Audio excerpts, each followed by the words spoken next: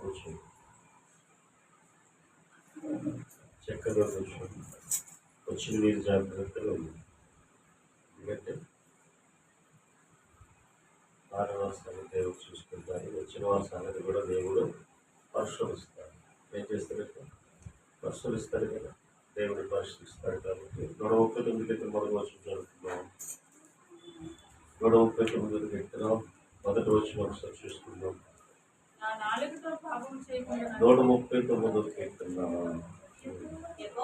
యెహోవా బాగా మన కోసం చెప్తున్నాడు. దేవా, నీవు మమ్మల్ని పరిశోధించి తెలుసుకొని ఉన్నావు. నేను కూర్చునుట నేను లేచుట నీకు తెలియను. నాకు ఒక ఆలోచన పుట్టక మునిపే నీవు నా మనస్సుని గ్రహించుచున్నావు. ఇప్పుడు మనం ఎలా ఉన్నామో, ఏ ఆలోచనతో వచ్చామో ఆయనకు తెలుసు, ఎలా కూర్చున్నామో తెలుసు. ఆయన అబ్జర్వేషన్ చేస్తున్నాడు. ఎక్కడున్నాడు ఇప్పుడు ఆయన? 11:4 వచ్చిన దేవుడు తన మందిరములో పరిశుద్ధాలయములో ఉన్నాడు. యెహోవా సింహాసనం ఎక్కడుందట? ఆకాశములో ఉంది.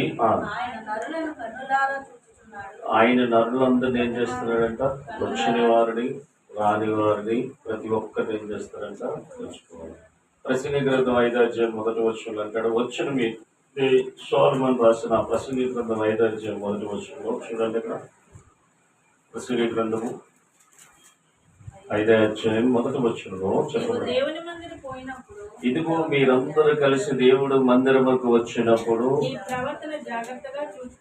ఎలాగుండాలంట? మీ ప్రవర్తన జాగ్రత్తగా చూసుకొనము.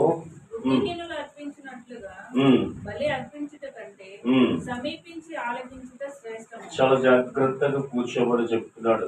మీరు ఎక్కడ కూర్చుంటున్నారంటే దేవుడు మందిరంలో కూర్చున్నాడు కాబట్టి, దేవుడు మిమ్మల్ని చూస్తున్నాడు కాబట్టి, ఉన్న ఒక 2 గంటల సేపు చాలా జాగ్రత్తగా డీసెంట్గా దేవుడు వాక్యం వినే పిల్లలుగా దేవుడు మిమ్మల్ని పరిశోధిస్తాడు కాబట్టి మీరు జాగ్రత్తగా మీరు ఏం చేయాలంట?